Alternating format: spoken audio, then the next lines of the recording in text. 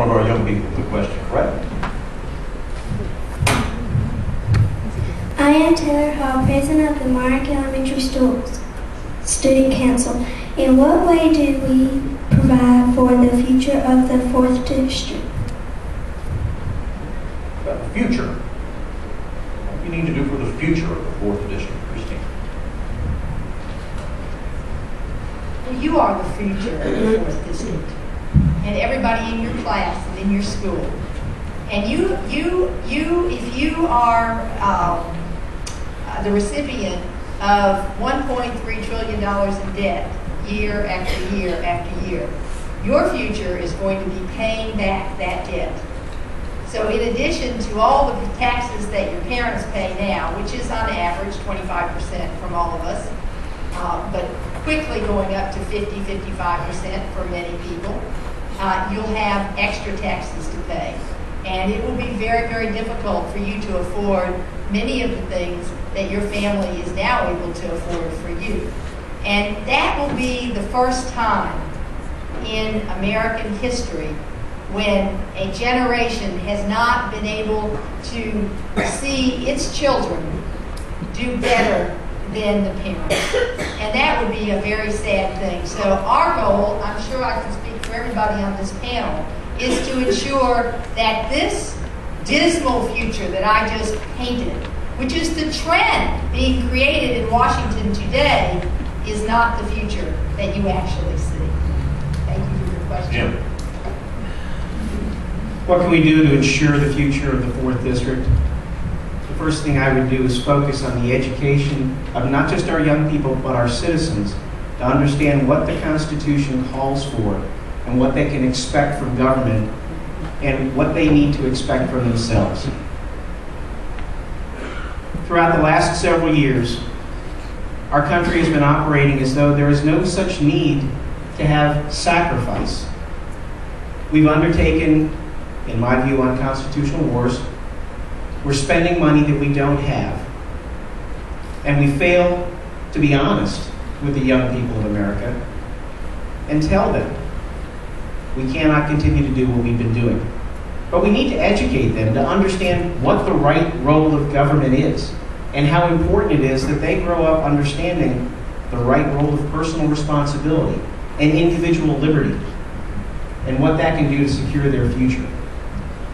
If we do that, I believe our best days are ahead of us, because we'll move away from a move towards a nationalized socialist government to one that is based on federalism, one that is based on states' rights, one that is based on the individual and liberty, and secure their future through that education. That's right. Sweetheart, I think we need to do two things.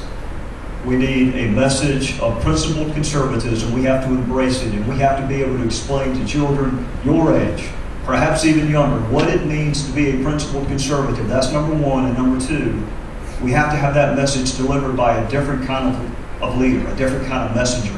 Principled conservatism is free market solutions. It is capitalism, not collectivism. It is an humble judiciary. It is American exceptionalism. It is peace through strength. It is that education and hard work is the pathway to prosperity.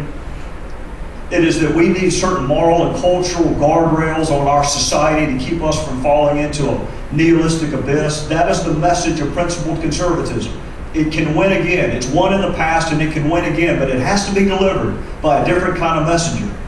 It has to be delivered by someone that thinks it is an honor to serve, that it is a sacred honor to be able to cast a vote on behalf of his or her constituents. And don't be fooled by the fact that you've seen lots of people in the newspaper getting in trouble. There's still lots of good people who want to serve. But we've got to send a message to your generation that public service can be honorable and accountable and sacrificial.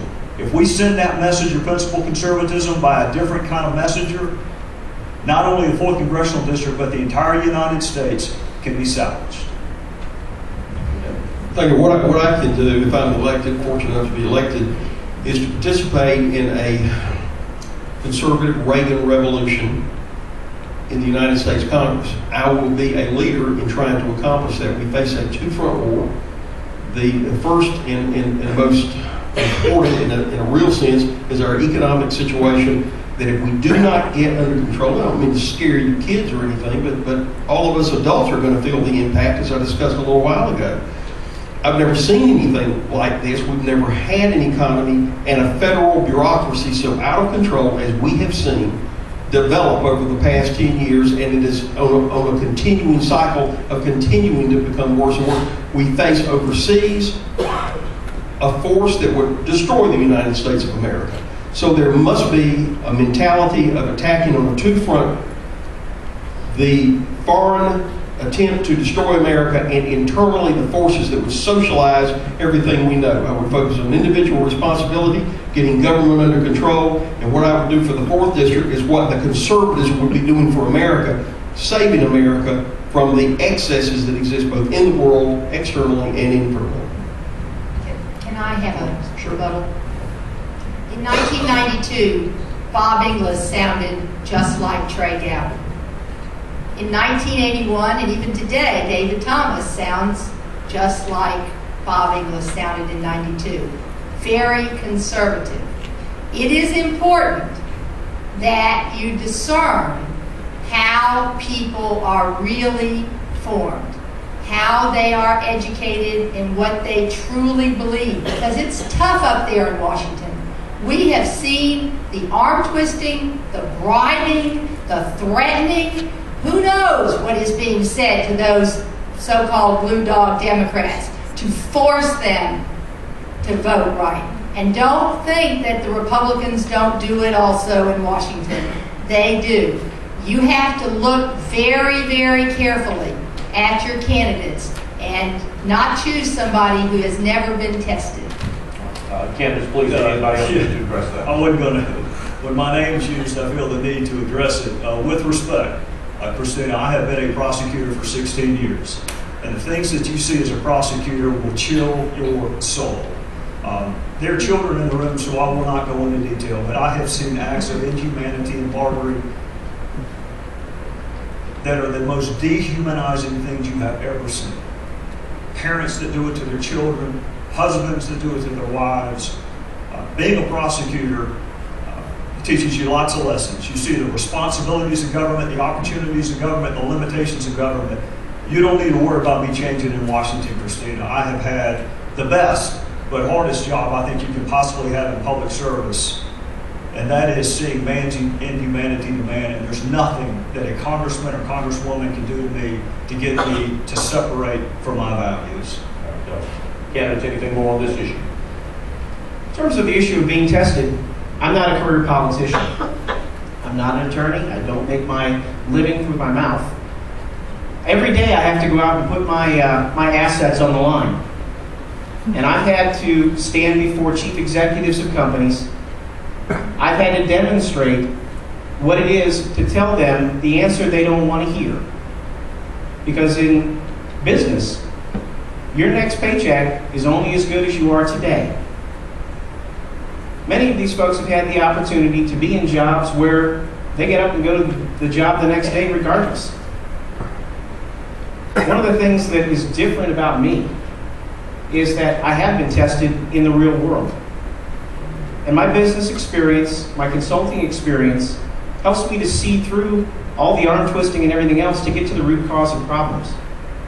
And that's what we need up in Washington, is people who aren't going there, who've already been so in the system, that they don't know how to stand against that. Washington has nothing that I want. Washington holds nothing for me. The Republican Party and the Democrat Party have both, in my view, abused those who are members of those parties. We need principled conservatives who are going to go to Washington and stand for those principles, come what may. Any more on this subject? One last thing. I think a government consultant is very similar to a lobbyist. Is that not true?